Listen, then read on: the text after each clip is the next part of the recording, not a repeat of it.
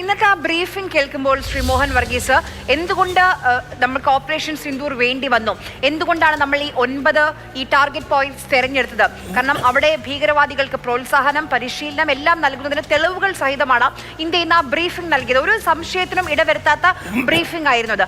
അന്താരാഷ്ട്ര സമൂഹത്തിലുള്ള കൃത്യമായൊരു മറുപടിയായിരുന്നു. ചോദ്യങ്ങൾക്ക് അന്താരാഷ്ട്ര സമൂഹങ്ങളിൽ നിന്ന്, ലോകരാജ്യങ്ങളിൽ നിന്ന് ഉയരുന്ന ചോദ്യങ്ങൾക്കുള്ള മറുപടിയായിരുന്നു. ഇപ്പോൾ പല രാജ്യങ്ങളും സ്വീകരിക്കുന്ന ഒരു സമീപനം, പ്രത്യേകിച്ച് JD വാൻസ് ഒക്കെ ഈ പെഹൽഗാം ഭീകരാക്രമണം നടക്കുന്ന സമയത്ത് ഇന്ത്യയിലുണ്ടായിരുന്നു. എന്നിട്ട് പോലും ഇന്ത്യക്കൊപ്പം പൂർണ്ണമായും നിൽക്കുന്ന ഒരു സമീപനമല്ല അമേരിക്ക സ്വീകരിക്കുന്നത്. തുർക്കി ആകട്ടെ ഈ പെഹൽഗാം ആക്രമണത്തിൽ ഒരു രാജ്യാന്തര അന്വേഷണം വേണമെന്ന പാകിസ്ഥാന്റെ ആവശ്യത്തെ ഉയർത്തിപ്പിടിക്കുന്നു.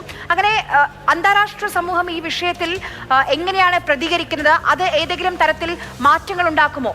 നമുക്ക് അന്താരാഷ്ട്ര സമൂഹത്തിന് മുമ്പിൽ കണക്ക് ബോധിപ്പിക്കാൻ ഇന്ത്യക്ക് നിയമപരമായി ഒരു ബാധ്യതയുമില്ല.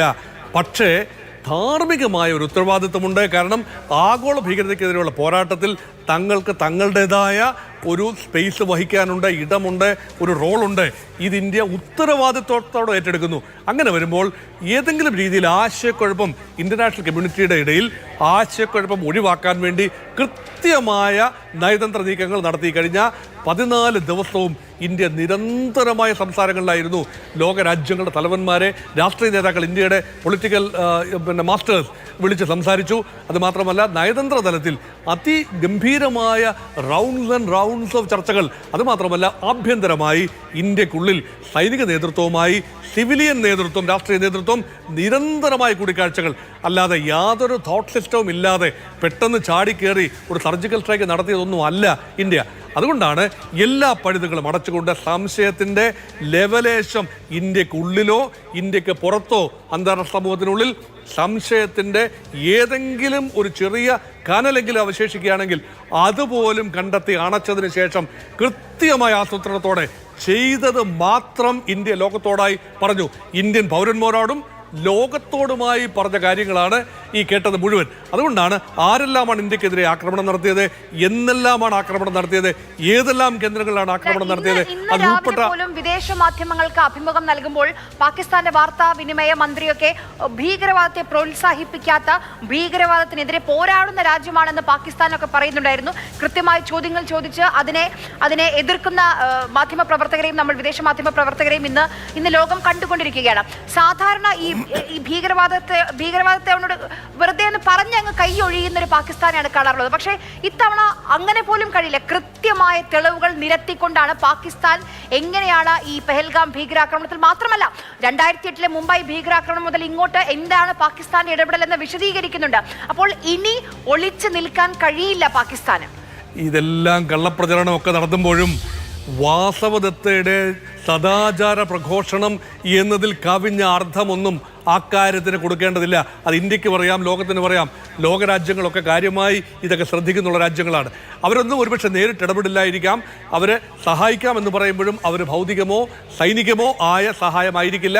മറിച്ച് നയതന്ത്ര തലത്തിൽ ഒരു തീരുമാനമെടുക്കേണ്ടി വരുമ്പോൾ അവിടെ ഒരു ധാർമ്മികമായ ഒരു നിലപാട് ഉയർത്തിപ്പിടിച്ച ഇന്ത്യയോടൊപ്പം ചേർന്ന് നിന്നുകൊണ്ട് ഏതെങ്കിലും രീതിയിൽ ജനറൽ അസംബ്ലിയിലോ സെക്യൂരിറ്റി കൗൺസിലോ ഐക്യരാഷ്ട്ര സംഘടനയിൽ വിഷയമെത്തുകയാണെങ്കിൽ പ്രതികരിക്കേണ്ടി വരുമ്പോൾ പ്രതികരിക്കും എന്നതിനുപരിയായ നേരിട്ടുള്ള സഹായം ഇന്ത്യക്കാകട്ടെ പാകിസ്ഥാനാകട്ടെ ലഭിക്കാനുള്ള സാധ്യത കുറവാണ്. ഇവിടെ നോക്കൂ, പാകിസ്ഥാൻ ആഗ്രഹിക്കുന്നത് എന്താണ്?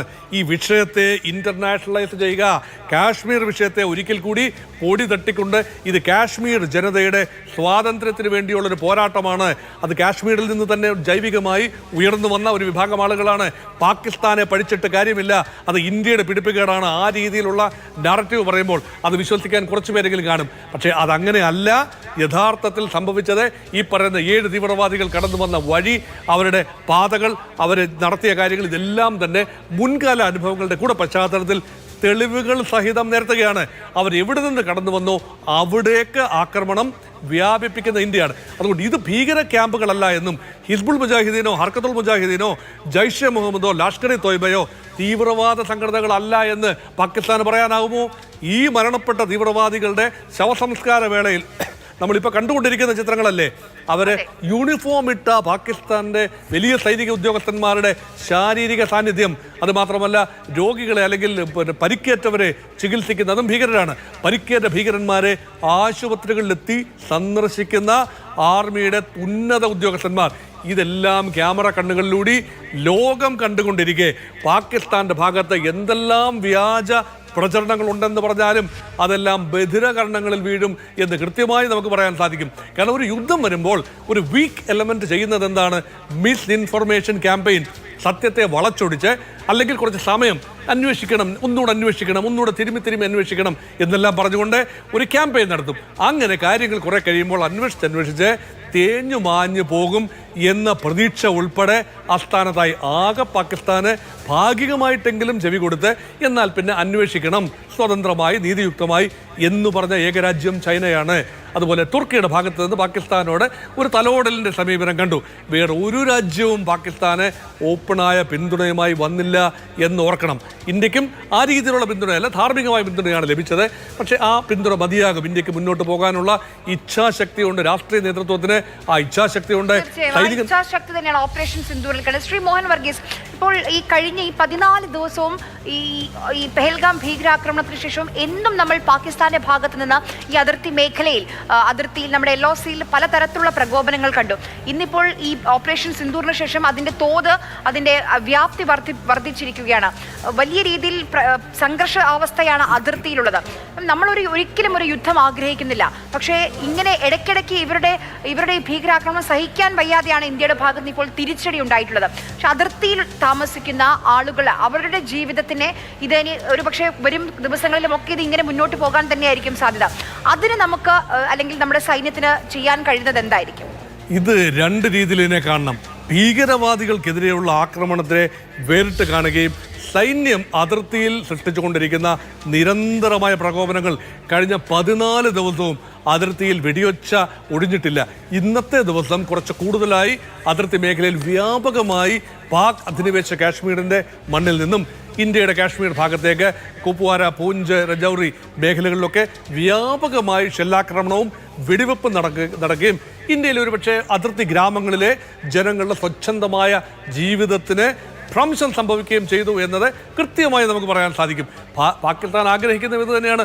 ഒരു വശത്ത് പറയുകയാണ്, കാശ്മീർ ജനതയുടെ മോചനത്തിന് നിങ്ങൾ ഇനി അധികം കാത്തിരിക്കേണ്ടി വരില്ല, ഇതാ ഞങ്ങൾ എത്തിക്കഴിഞ്ഞു എന്ന രീതിയിൽ പാകിസ്ഥാന്റെ ജനറൽ അസിം മുനീർ വിടുവാ പറയുകയും അതേസമയം അതേ ആളുകൾ ആരെ രക്ഷിക്കാൻ വേണ്ടി പാകിസ്ഥാൻ ശ്രമിച്ചു എന്ന് ക്ലെയിം ചെയ്യുന്നു അവരെ തന്നെ കൊല്ലാക്കൊല ചെയ്യുന്ന രീതിയിൽ അതിർത്തിക്കപ്പുറത്ത് നിന്ന് ഷെൽ വർഷം നടത്തുകയും ചെയ്യുമ്പോൾ അതൊരു ഇരട്ടത്താപ്പായി തീർച്ചയായും കാശ്മീരിലെ ശരാശരി ആളുകൾക്ക് ആ പാകിസ്ഥാന്റെ ഇരട്ടത്താപ്പ് മനസ്സിലായി. അതുമാത്രമല്ല അവരുടെ കഞ്ഞിയിൽ ലോഡ് കണക്കിന് മണ്ണ് വാരിയിടുന്ന രീതിയാണ് ഭീകരവാദത്തിൻ്റെ അടിസ്ഥാനം അല്ലെ. വലിയ തോതിലാണ് 2 കോടിയിൽ പരം ആളുകളാണ് ഓരോ വർഷവും കഴിഞ്ഞ വർഷങ്ങളിലൊക്കെ കാശ്മീരിൽ വന്നു പോയത്. അപ്പോൾ ആ ഒരു വലിയ തോതിൽ ടൂറിസം വികസിക്കുന്നതിൻ്റെ ഭൗതികമായ പ്രയോജനം ലഭിക്കുന്നത് കാശ്മീരിലെ സാധാരണക്കാരായ ആളുകൾക്കാണ്. പോണി ഉപയോഗിച്ച് നടക്കുന്നവർ, കുതിരക്കാർ, അതുപോലെ ഹൗസ് ബോട്ടുകൾ ഉള്ളവർ, ഹോം സ്റ്റേ ഒരുക്കുന്നവർ, ടൂറിസ്റ്റ് കാര്യങ്ങൾ വിൽക്കുന്ന, കൗതുക വസ്തുക്കൾ വിൽക്കുന്നവർ എന്നു വേണ്ട എല്ലാ